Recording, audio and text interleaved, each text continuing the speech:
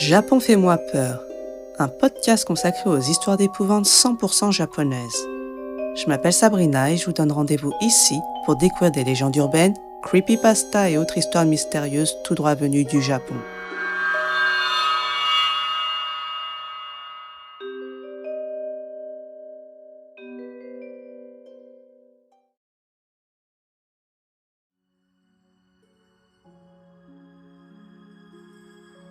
Dans cet épisode, je vais vous raconter une histoire de Takayuki Aranishi, que je nommerai la balançoire.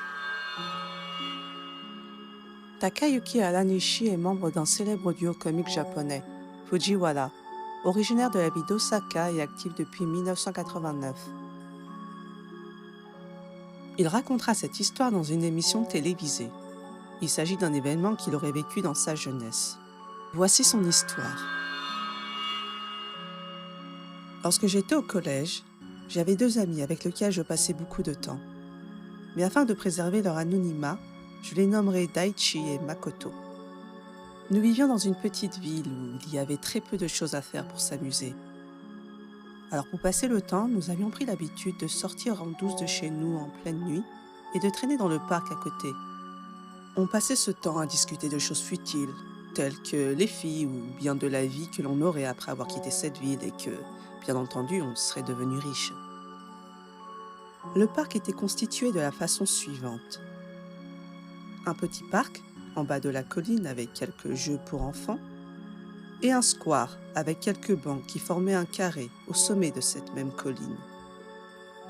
Généralement, on marchait le long du chemin près du parc du bas pour remonter l'escalier qui menait au sommet et s'asseoir sur les bancs du square pour discuter tout le reste de la nuit.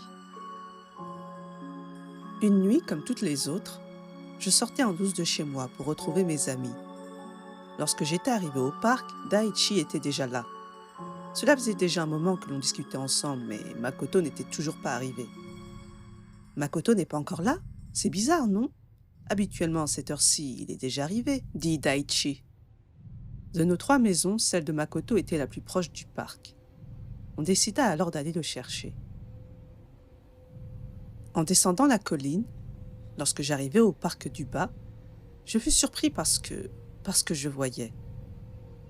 Il y avait une vieille balançoire et une petite fille y était assise. « Ah mais qu'est-ce que c'est que ça ?» j'ai tout de suite pensé. Instinctivement, je m'étais caché dans les buissons, à l'entrée du parc. Une petite fille à cette heure de la nuit, seule ici sur la balançoire, c'est bien plus qu'étrange.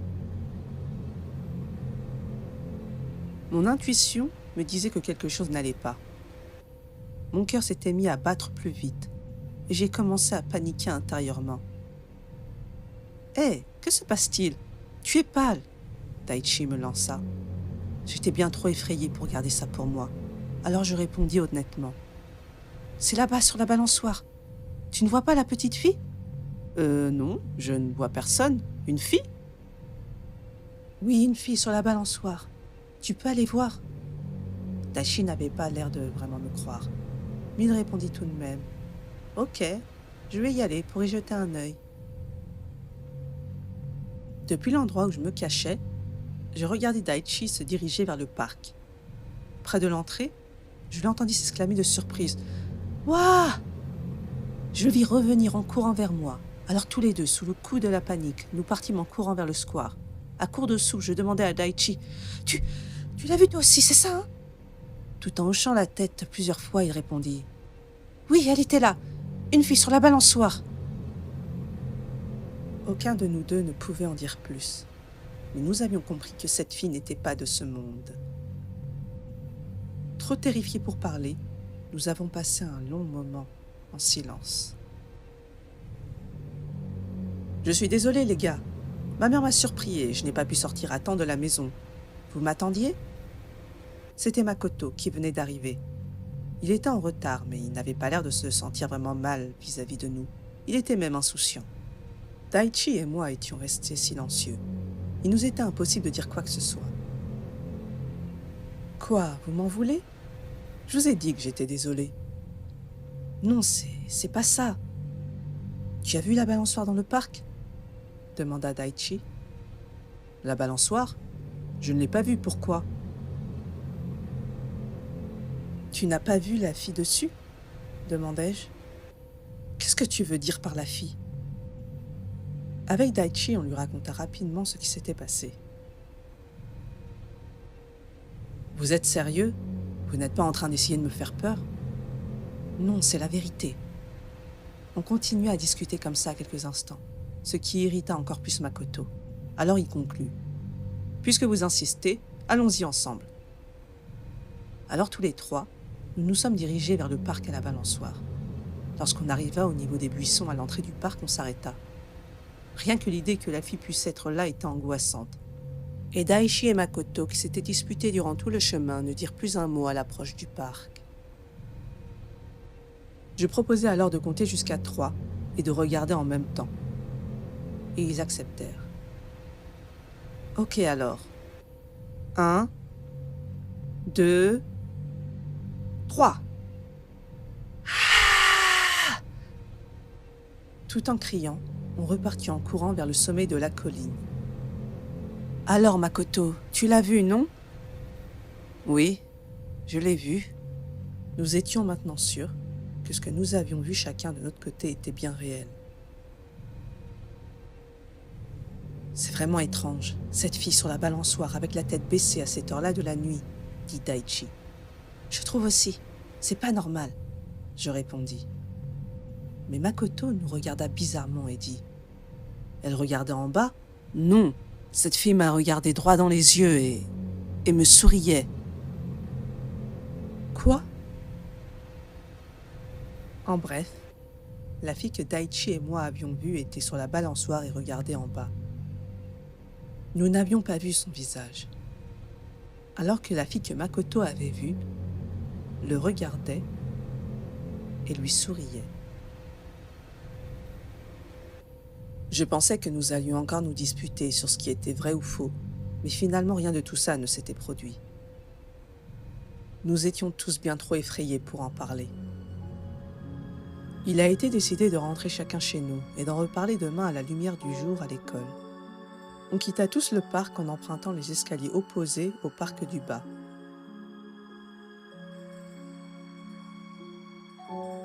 Le jour d'après, Makoto n'était pas venu en cours. En fait, il est plus vrai de dire qu'il n'a pas pu venir en cours. Sur le chemin de l'école, un camion l'a renversé et il en est mort. Des années passèrent depuis ce tragique accident et maintenant nous sommes assez âgés pour être appelés oncle. En japonais, il est commun de nommer les personnes d'un certain âge par oncle ou tante, Oji-san, Oba-san. Daichi et moi, nous nous revoyons encore une fois par an et à chaque fois nous reparlons de cette nuit. Qu'est-ce que Makoto a vu cette nuit? Est-ce que son accident est en rapport avec cette fille lui souriant sur la balançoire? Nous ne savons pas et nous ne le saurons probablement jamais.